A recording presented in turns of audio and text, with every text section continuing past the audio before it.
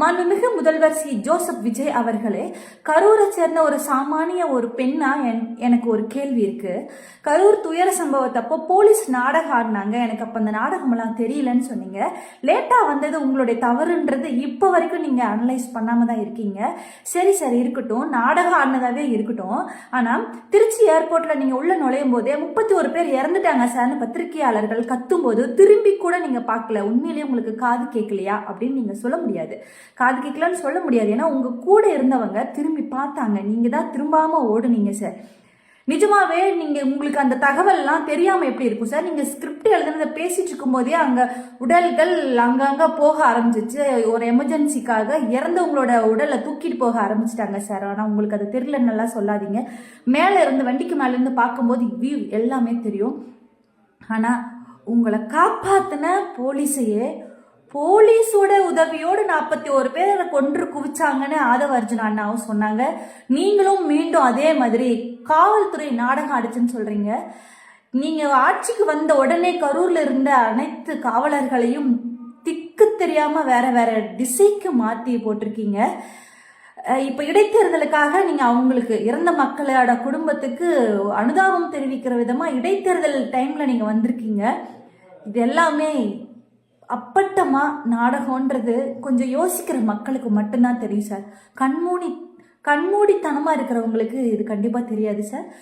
கொஞ்சமாச்சு யோசிக்கிறவங்களுக்கு இது நல்லாவே புரியும் சார். அந்த யோசிக்கிற திறன் இல்லாதவங்களாம் இப்ப பாருங்க, வெயில்ல காத்து கிடக்குறாங்க. கொஞ்சமாச்சும் அதாவது கொஞ்சம் கூட சிந்திக்கக்கூடிய ஒரு ஆற்றல் இல்லாத மக்கள் இப்படி வெயில்ல காத்து கிடக்குறாங்க. நீங்க இடைத்தேர்தலுக்காக வாக்கு சேகரிக்க வந்திருக்கீங்க அப்படின்ற ஒரு சின்ன ஒரு அறிவு கூட இல்லாம காத்து கிடக்குறாங்க உங்களை பார்க்கணுன்றதுக்காக. இந்த மாதிரியான மக்கள் இருக்கிற வரைக்கும் நீங்க ஆட்சி அமைக்கிறதுல எந்த ஒரு ஆட்சேபனையும் இல்லை சார். நீங்க சொன்ன மாதிரி 35 வருஷம் மட்டும் இல்ல, எப்பவுமே நீங்க தான் சிஎம்மா இருப்பீங்க இந்த மாதிரியான கூட்டங்கள் இருக்கிற வரைக்கும். ஆனா நாங்க விட மாட்டோம் சார். நாங்க ஜென்சி டிஎம்கே வரோம். பொய்கள் புயலாய் வீசும், உண்மை மெதுவாய் பேசுவோம். டாக்லெஸ் ஒர்க் மோர் உங்களுடைய பாலிசி. பத்திரிகையாளர்களை நீங்க வெளியே அனுப்பும் போதே டாக்லெஸ்ன்றது தெரியுது. ஒர்க் மோருங்கிறது நீங்க என்னென்ன திட்டத்துக்கெல்லாம் நீங்க எடுத்து பேசுறீங்க, என்னென்ன ஸ்டிக்கர் எல்லாம் நீங்க மாத்தி ஒட்டுறீங்கன்றதுல உங்களுடைய ஒர்க் மோர் தெரியுது. கொஞ்சமாச்சு யோசிக்கக்கூடியவங்களுக்கு தான் இதெல்லாம் புரியும். இந்த மக்களுக்கு புரியாது. மாண்புமிகு முதல்வர் அவர்களே, ஆக்சுவலா மாண்புமிகு முதல்வர் ஆனதுக்கு அப்புறம் தான் கரூருக்கு வந்திருக்காரு. பாதிக்கப்பட்ட மக்களுக்காக அவங்கள நேரில் சந்திக்கணும் அப்படின்னு சொல்லிட்டு வந்ததாக தான் சொன்னாங்க.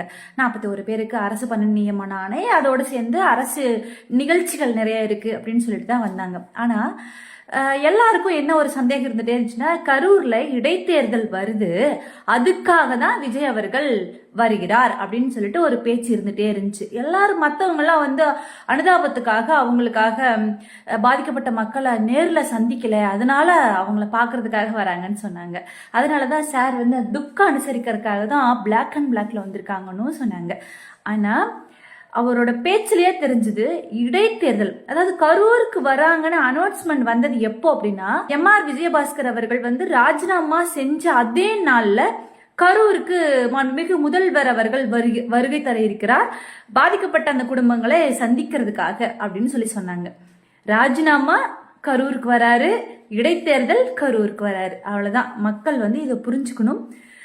ஆனா டைலாக் எல்லாம் நல்லா இருந்துச்சு. சிறப்பான ஒரு மாஸ் என்ட்ரி கொடுத்திருந்தாங்க. எந்த ஒரு அசம்பாவிதம் இல்லாம நிகழ்ச்சி முடிஞ்சிச்சு. அதே மிகப்பெரிய சந்தோஷம். இடைத்தேர்தலுக்காக தான், வாக்கு சேகரிக்காக தான் வந்திருக்காரு அப்படின்றது இவரும் பேசினார். இதுல இருந்து மக்கள் தெரிஞ்சுக்கணும், அனுதாபத்துக்காக பாதிக்கப்பட்ட மக்களுக்காக அவங்க வரல, இடைத்தேர்தலுக்காக வாக்கு சேகரிக்கிறதுக்காக வந்திருக்காங்கன்றத மக்கள் கொஞ்சமாச்சும் சிந்திப்பீங்கன்னு நினைக்கிறேன். நன்றி, வணக்கம். கரூர் துயர சம்பவம் நடந்து 10 மாசம் கழிச்சு வந்திருக்கீங்களே, இத்தனை நாள் ஏன் வரல அப்படின்னு பத்திரிகையாளர் கேட்டுருவாங்கன்றதுக்காகவே அழகா பத்திரிகையாளர்கள்லாம் வெளியே அனுப்பிச்சிட்டாங்க. எந்த ஒரு மக்களும் ஏன் சார் இத்தனை நாள் வரலன்னு யாரும் கேட்காத இந்த கூட்டங்கள் இருக்கிற வரைக்கும் நீங்க ஆட்சி அமைக்கிறதுல எந்த வித ஒரு ஆட்சேபனையும் இல்லை சார். டிஎம்கே ஜென்சி இருக்கும் சார். ஏன் எதுக்கு என்னன்னு கேள்வி கேட்கக்கூடிய கூட்டங்களை நீங்க வந்து கைது செஞ்சுட்டு இருக்கீங்க, அவதூறுகள் பரப்புறாங்கன்னு சொல்லி கைது செஞ்சுட்டு இருக்கீங்க. ஆனாலும் டிஎம்கேல இருக்கிற லீகல் விங் அழகா அவங்களை எல்லாம் வெளியே எடுத்துக்கிட்டு தான் இருக்காங்க. சார், கேள்வி கேட்கக்கூடியவங்களை உங்களுக்கு பிடிக்க மாட்டேங்குது, அது நல்லாவே தெரியுது. நாங்க கேள்வி கேட்போம் சார். ஜென்சி டிஎம்கே இருக்கும் சார், டிஎம்கே ஜென்சிஸ் இருக்கும் சார். உங்களை கேள்வி கேட்போம் சார். 10 மாசமா வராம இப்ப எதுக்கு சார் கரூர் வந்திருக்கீங்க? நிஜமாவே அனுதாபமா இல்ல இடைத்தேர்தலுக்கு வாக்கு சேகரிப்பா?